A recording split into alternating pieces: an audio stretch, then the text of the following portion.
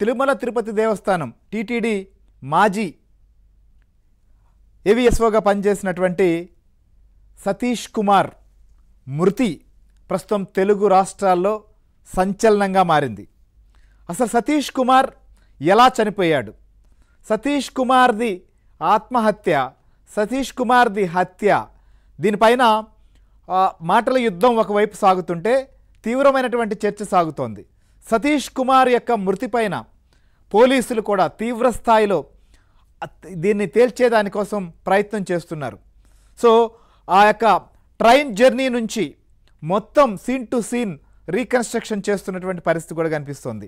అసలు సతీష్ కుమార్ ఎలా చనిపోయాడు అనేటువంటిదే పెద్ద మిస్టరీగా మారింది. తెలుగు రాష్ట్రాల్లోనే కాదు, తెలుగువారు ఉన్న చోటంతా కూడా మిస్టరీగా మారినటువంటి పరిస్థితి సతీష్ కుమార్ సంబంధించినటువంటి మృతి. ఈ అనుమానాస్పద మృతి సంబంధించిన విషయం పైన వారి కుటుంబీకులు చాలా స్పష్టంగా, కుటుంబీకులు కావచ్చు, వారి యొక్క కుల సంఘాలు ఇది హత్య ముమ్మాటికి అనేటువంటిది వారు చెప్తున్నటువంటి మాట. అయితే నిన్న మనం చూసాం టీటీడీ మాజీ చైర్మన్ బోమన్ కరుణాకర్ రెడ్డి ఇది ఆత్మహత్య ప్రభుత్వ ఒత్తిడితో జరిగిందనేది ఆయన ఆరోపిస్తున్నటువంటి మాట. కానీ పోలీసులు అయితే మాత్రం సమగ్రంగా దీన్ని విచారిస్తున్నారు.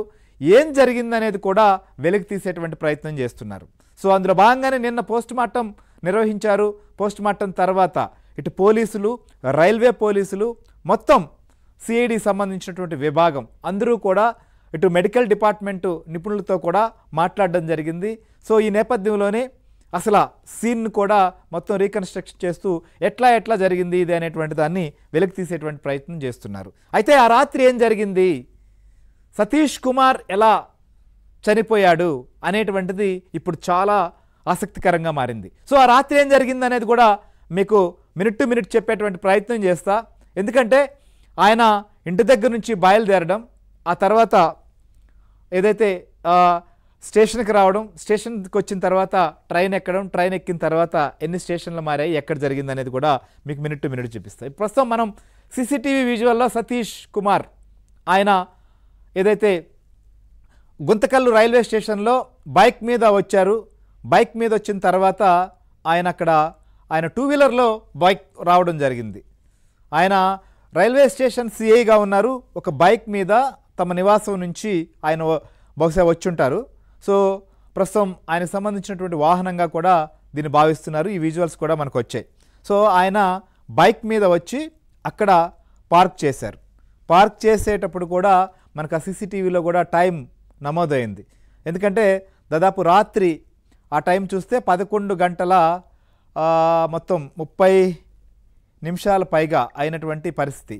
బహుశా అంతేనా, ఒక్కసారి క్రాస్ చెక్ చేస్తాం. ప్రస్తుతం రాత్రి 11 గంటల 54 నిమిషాలు ప్రస్తుతం దానిపైన సమయం చూపిస్తోంది. మనం చూస్తున్న 11 గంటల రాత్రి 54 నిమిషాల ప్రాంతంలో ఆయన గుంతకల్లు రైల్వే స్టేషన్కి వచ్చి బైక్ పార్క్ చేశాడు. సో ఆ తర్వాత ఆయన స్టేషన్లోకి వెళ్ళారు, ట్రైన్ ఎక్కాలి. గుంతకల్లు రైల్వే స్టేషన్లో సహజంగా రాయలసీమ ఎక్స్ప్రెస్ ఆయన ఎక్కాల్సినటువంటి ట్రైన్ రాయలసీమ ఎక్స్ప్రెస్ ఆయన తిరుపతికి పరకామణి కేసు సంబంధించి విచారణకు హాజరయ్యేందుకు తిరుపతికి వెళ్ళాలి. ఆయన రాయలసీమ ఎక్స్ప్రెస్ అనేది ట్రైన్ నెంబర్ 12794. ఈ ట్రైన్లో ఆయన A1 బోగీలో బెర్త్ నెంబర్ 29 అనేటువంటిది ఆయన సీట్ నెంబర్ అనేది మనకు అందుతున్న సమాచారం. సో దీంట్లో యాక్చువల్గా రాయలసీమ ఎక్స్ప్రెస్ గుంతకల్లు రైల్వే జంక్షన్కి అర్ధరాత్రి దాటిన తర్వాత 12 గంటల 30 నిమిషాలకు రావాల్సినటువంటి పరిస్థితి. కానీ ఆలస్యంగా దాదాపు ఒక 32 నిమిషాలు 31 నిమిషాలు ఆలస్యంగా వచ్చినట్లుగా తెలుస్తుంది. సో గుంతకల్లుకు సంబంధించి 1 గంట 3 నిమిషాల ప్రాంతంలో ట్రైన్ వచ్చింది. సో ఆ తర్వాత అక్కడి నుంచి కూడా 1 by 1 చూస్తూ వస్తే మనం రాయలసీమ ఎక్స్ప్రెస్ ఆ మార్గంలో జర్నీ చేసిన తర్వాత క్రమంగా 2 గంటల ప్రాంతంలో జూటూర్ స్టేషన్కు రీచ్ అయింది. జూటూర్ స్టేషన్ దాటిన తర్వాత ఇది అంటే దానికంటే ముందు గుత్తి వస్తుంది. గుత్తి అంటే గుంతకల్, గుత్తి తర్వాత తాడిపత్రి వస్తుంది. తాడిపత్రి కంటే ముందు జూటూరు స్టేషన్, జూటూరు కోమలి స్టేషన్కు సమీపంలో అంటే కొంత ఆ ప్రాంతానికి వచ్చే ప్రాంతంలో ఆయన మృతదేహం ఏదైతే ట్రాక్ దగ్గర పడి ఉన్నటువంటి పరిస్థితి. సో ఇప్పుడు మనకు అందుతున్న మినిట్ టు మినిట్ ప్రకారం చూస్తే ఆయన 1:03 ప్రాంతంలో బహుశా ట్రైన్ ఎక్కువ ఉంటే జూటూరు దగ్గర 2 గంటలు, కోమలకి 2:04 ట్రైన్ రీచ్ అయింది, తాడిపత్రికి 2:09 అంటే జూటూరు కోమలి అంటే 2:04 మధ్యలో ఏం జరిగి ఉండొచ్చు అనేటువంటిదే ప్రధానమైనటువంటి అంశం.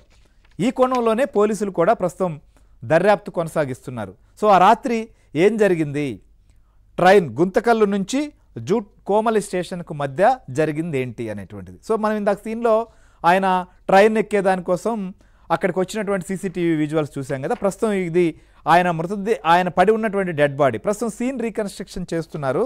సో ఆ సీన్ రీకన్స్ట్రక్షన్ చేసేటువంటి ప్రక్రియ మొత్తం చూస్తే ఒక ట్రైన్ కూడా ప్రస్తుతం ఈ ట్రైన్లో ఎక్కి సో అక్కడ చూస్తున్నాం కరెక్ట్గా ఒక బాడీ కానీ ఒకరు కానీ పడితే ఎలా ఉంటుంది అనే దానికోసంగా ఒక దాన్ని వాళ్ళు అక్కడ తయారు చేసి మనం చూస్తే సో ఒక మనిషిలాగానే కుమ్మని తయారు చేసి దాన్ని విసిరేటువంటి ప్రయత్నం, విసిరినప్పుడు అది ఎలా పడింది, ఏ వైపుకి పడింది, ఎంత దూరం పడింది ఏంటి అనేది కూడా చూస్తున్నారు. అంటే అన్ని కోణాల్లో సో అలా ఏమేం జరిగి ఉండొచ్చు అనే దానికోసం, ఒకవేళ ట్రైన్లోంచి పడ్డారా, లేకపోతే ఇంకేమైనా జరిగిందా, లేకపోతే ఇంకా అక్కడికి ఎలా వచ్చింది, లేకపోతే ఎవరిని అక్కడికి తీసుకొచ్చి పడేశారా, లేకపోతే పడిపోయిందా, ఇలా అన్ని పాయింట్లని చూస్తున్నారు.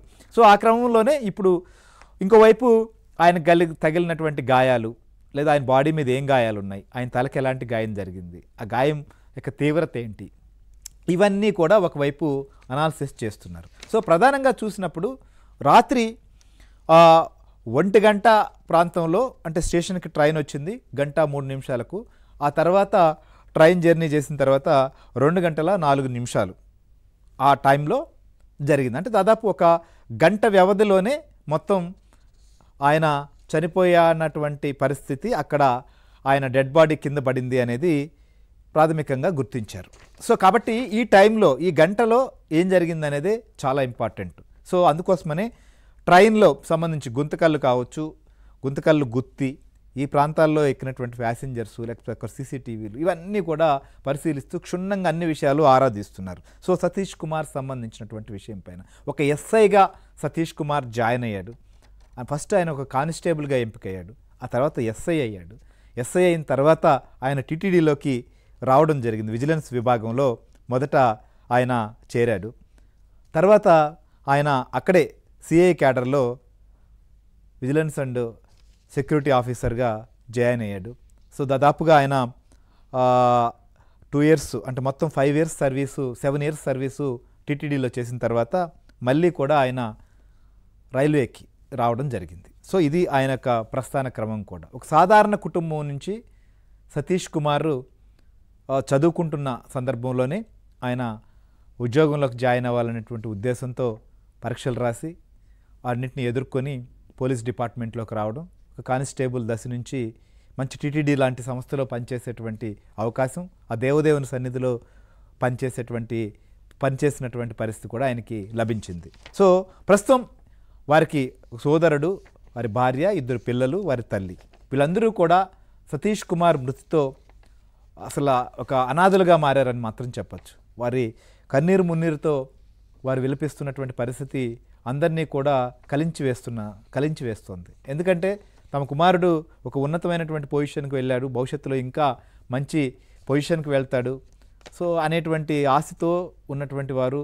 సో మన ఆ ప్రాంతంలో, ఆ సమాజంలో ఒక మంచి పొజిషన్కి వెళ్ళేటువంటి ప్రక్రియలో ఉన్నటువంటి వ్యక్తి ఇలా అకాల